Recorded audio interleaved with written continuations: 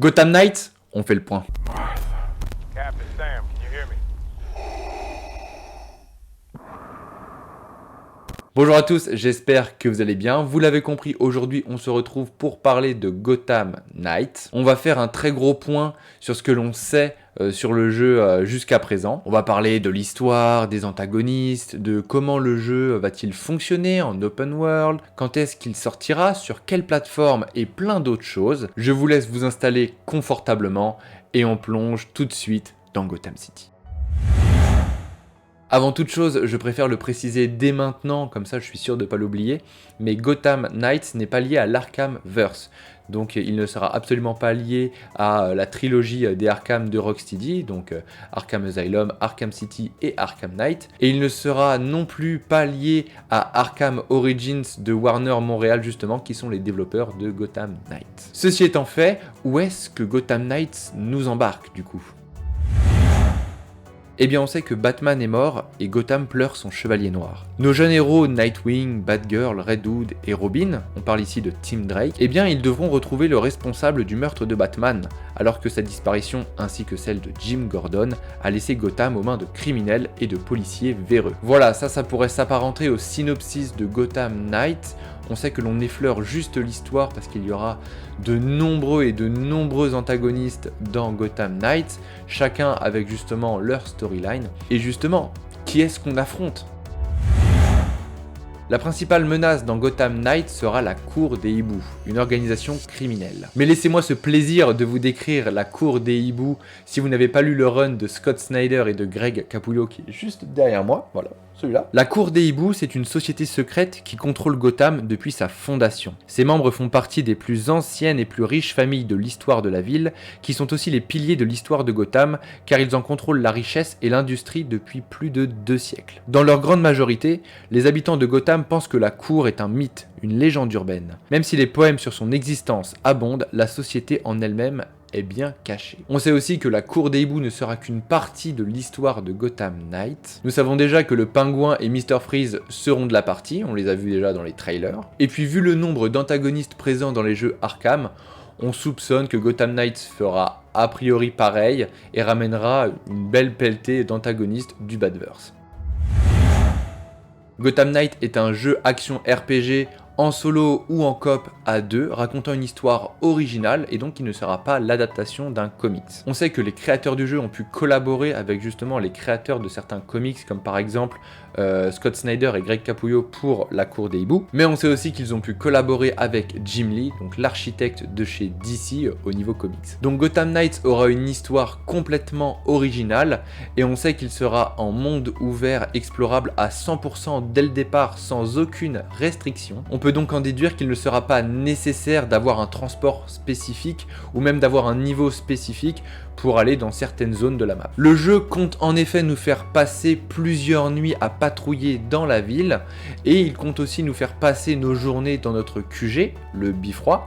La Batcave étant détruite, nos héros vont devoir se réfugier dans cette tour bien connue des fans de Batman. C'est là-bas qu'on pourra se reposer, se préparer pour une nouvelle soirée de combat contre le crime, analyser nos indices récoltés durant les patrouilles, améliorer ou changer nos équipements ou changer de personnage et même débloquer de nouvelles capacités. On pourra aussi faire le jeu avec un seul personnage au choix, on pourra même le changer n'importe quand au moment de l'histoire. Ensuite on nous indique que aller au Bifroi sera vraiment quelque chose d'assez cool puisqu'on pourra voir nos 4 protagonistes parler, échanger ensemble sans costume et on pourra même parler avec Alfred. Donc que du bonheur.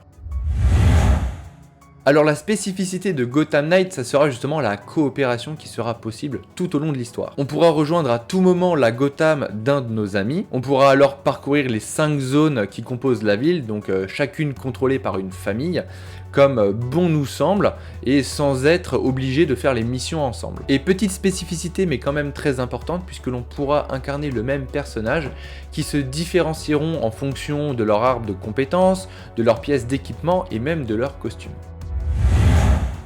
Lorsque l'on parle de la saga Arkham, on pense tout de suite à son fabuleux gameplay. Son gameplay qui aura révolutionné les jeux vidéo de super-héros, donc avec la saga Arkham, puis par la suite on sent une certaine inspiration chez Insomniac pour son Spider-Man.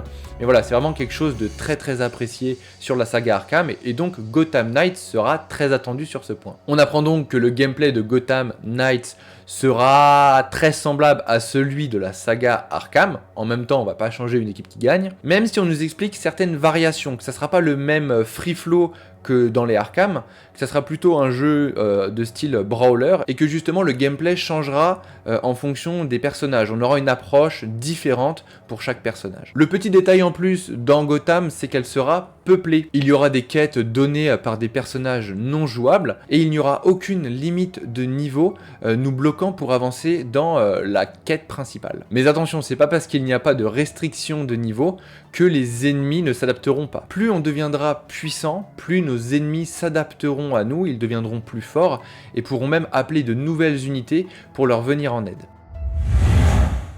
La date de sortie, un sujet un petit peu épineux justement, puisque le jeu était prévu initialement pour 2021, il a été reporté à 2022 en raison de la crise sanitaire, mais aussi de son développement à la fois sur next-gen et aussi sur anciennes consoles. Il sortira sur les plateformes PS4, PS5, Xbox One, Xbox Series X et PC. Et il y a des petites rumeurs comme quoi qu'il pourrait même sortir sur Nintendo Switch, on vous tiendra au courant là-dessus. Est-ce qu'il y aura des DLC pour Gotham Knights? C'est la question qu'on se pose.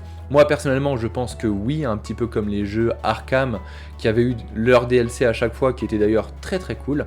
Je pense que pareil, Gotham Knights y aura le droit. Surtout que lors d'une interview, les créatifs de Gotham Knights ont expliqué que leur jeu était là pour grandir. Donc on peut voilà aisément penser que les DLC seront au rendez-vous. Maintenant il ne reste plus qu'à attendre de nouvelles annonces.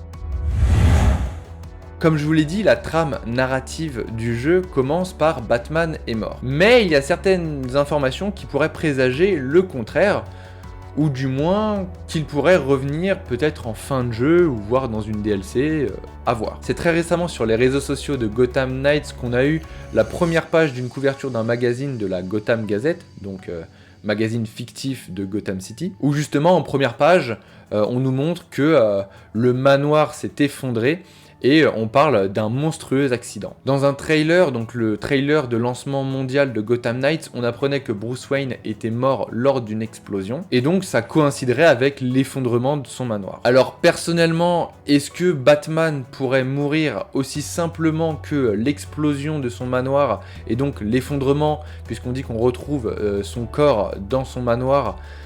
Moi j'y crois pas tellement, on parle quand même de Batman, il a quand même 10 coups d'avance à chaque fois. Après, est-ce que c'est une stratégie pour duper la cour des hiboux et de laisser opérer la Bat Family à sa place lorsque lui il se cache dans l'ombre, et on le verrait peut-être ressortir de l'ombre justement à la fin du jeu ou dans une DLC? Ça reste à voir. Ce ne sont bien évidemment que des théories personnelles, si ça se trouve il est vraiment mort et on ne le reverra pas. Mais je pense que justement ça serait la bonne direction à suivre. Je pense personnellement qu'il n'est pas mort, mais j'espère qu'il l'est, car ça permettrait justement à la Bat Family de pouvoir briller enfin sans son chevalier noir.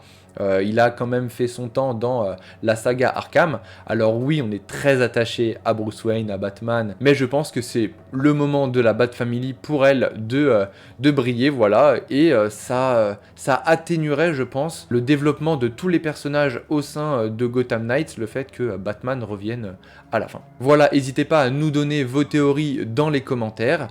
Si vous avez aimé cette vidéo, n'hésitez pas à lâcher un like, à partager autour de vous. On vous donnera toutes les informations complémentaires lorsqu'on les aura, notamment sur sa sortie en 2022. On se retrouve très bientôt pour parler du deuxième jeu que sortira DC sur 2022, à savoir Suicide Squad Kill the Justice League. D'ici là, prenez soin de vous, et si vous avez un peu de temps à tuer, n'hésitez pas à ressortir la saga Arkham avant Gotham Knights, c'est un must.